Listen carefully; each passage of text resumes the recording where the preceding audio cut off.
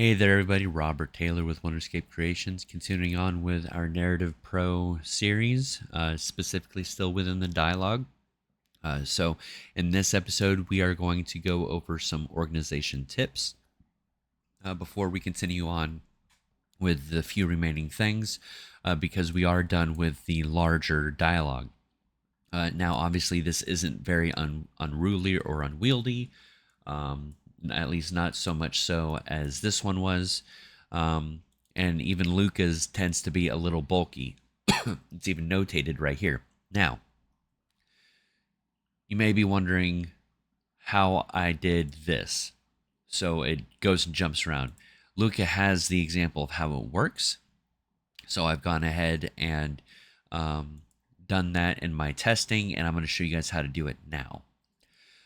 With that being said, I don't normally state that it's okay to change something directly within Narrative Pro, directly in Narrative Pro's content. However, something needs to be changed, and it's already been brought up to Reub's attention, and this variable will be exposed and added for future use. If not, if it winds up not getting added, then you would just need to duplicate it and, add it yourself. So let's go ahead and jump right into this. So the first thing we need to do is to modify an event. So the event in question is called begin dialogue. So we need to go searching for that. And it says where it's at if you mouse over it. It's in Narrative Pro, Narrative Tales, default events. So let's go ahead and head there. Content browser. Scroll all the way down. We need the Narrative Tales, default events, and here's the begin quest. Let's open it up. And we need to go to one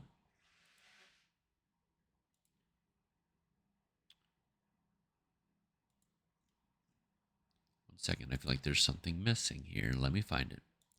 It's because I opened the wrong thing. I opened the begin quest. We need the begin dialogue. There we go. That looks more familiar. So here in what you're going to see here is that's not there. You're going to see this, and this is going to be marked to true. It's hard-coded to true. We don't want that. So what we need to do is pull out of there, and I named it activate free movement ? And I kept it at true. That way it doesn't break what Reubs has done in his quests. And I exposed it, left it on default, compile and save. That's necessary. It needs to happen. Otherwise, it's not going to work. Trust me. I spent like 30 minutes trying to figure it out, and was able to figure it out once after Decryption helped me, as he forgot that that was an issue as well. He had to make some changes for his own game to account for that. So now that we have that changed how it should be, we need to come on back into Frank here. And the first thing we're going to do is take a look at what we have here. Now, obviously, this is super, super simple. Honestly, you wouldn't need to change it if you didn't want to, but we're going to go ahead and change it anyways. That way, everyone can learn something new. Now, before we go any further, a lot of you may be wondering, but what about the conditions? How are we going to track the conditions? The conditions are tracked globally. Every node is tracked globally.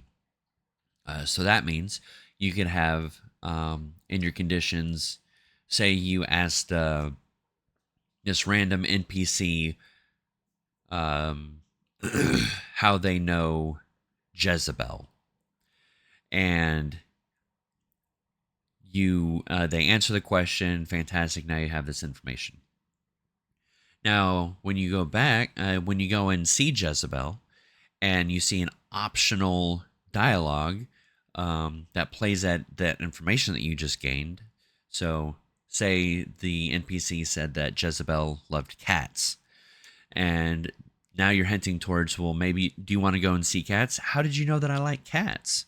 And all that started simply because of a node that you activated from a completely different dialogue, possibly potentially millions of miles away, depending on how large your game is. So that should help you understand just how powerful this system actually is. So we don't have to worry about that.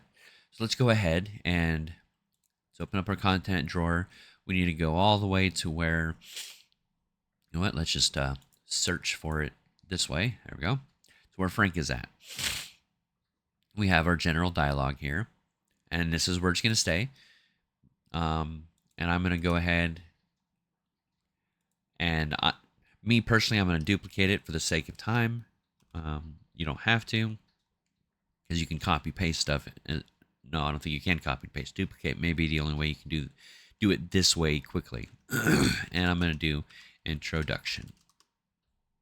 We're going to open up the introduction here. And then we're going to delete all of that. Now,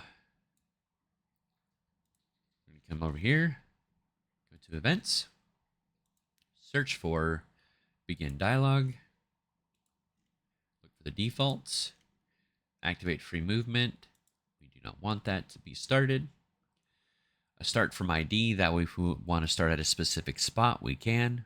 We're not going to, because they're both going to the same spot. But the dialogue is what we need. So let's open this back up. And we will duplicate Frank again.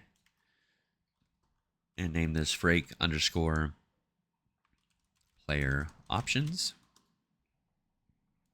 Open it up. Dialog graph. We will delete these two things up here. Come up here, drag that. Actually, we don't even need that one. We'll keep it anyways, just in case. And now we have this setup. Now, I'm not going to go massively into scope here on how things can be done, but I will do something to remove this looping stuff, because this is really easy. That way we don't have to worry about the looping. We can come over here and name this Frank player options start. So I'll go ahead and copy. Now we have this one right here that loops. We go down to the events.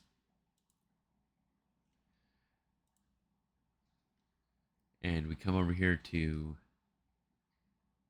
begin dialogue,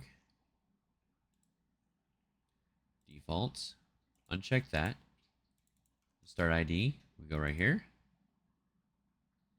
and then we look for Frank player options. So now we can remove that, and it's going to do it for us. Now we have another one of those. So if we come down here and we copy this event, we can disconnect that, come over here, add a new event, paste that new event, and now it's going to loop on and it's going to automatically start right here. That easy. Now it looks a lot cleaner. Compile and save.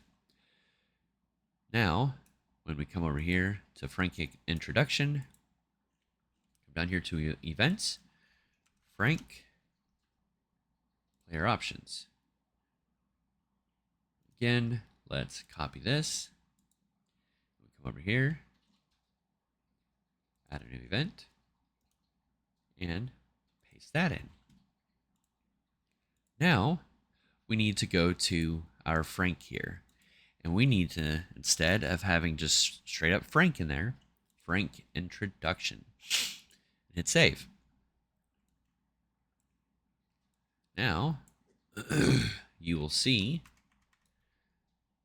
that everything will still be the same. Let's run over to Frank here.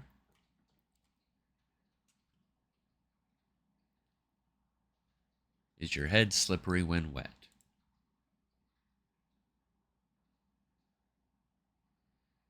Nice to see you. So, everything still works as intended. If I come over here, ask it a second time, why do you keep asking me that? So we know it's tracking, and that forced ended the conversation. Now here we are. I don't know why it's doing this.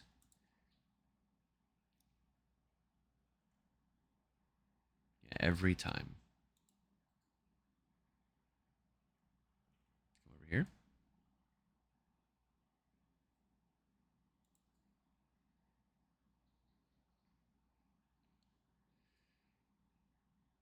Okay, sorry, you little sissy. I've had enough of your attitude. So everything still remained the same. Everything continued working. So, I mean, that's great news, right? So you have the option for you to keep everything in one or keep everything more divided, easier to read, not as many lines. It's 100% up to you. Now, if you're doing something small like this, I would honestly say that this may be an easier option. There's less for you to keep track of, and it's easy enough to read. Now, if you have an NPC who has thousands upon thousands of lines, or even just dozens upon dozens, I would most certainly go with the more organizational option of being able to keep everything contained and easier for you to read and understand. So that's everything that I had for this part of the dialogue. There are a couple of things that we are going to be touching on.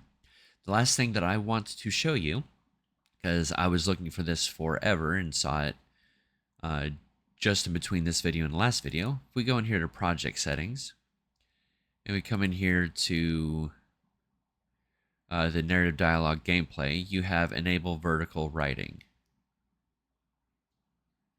So if I check mark that, I come over here, everything's changed. It looks ridiculous right now.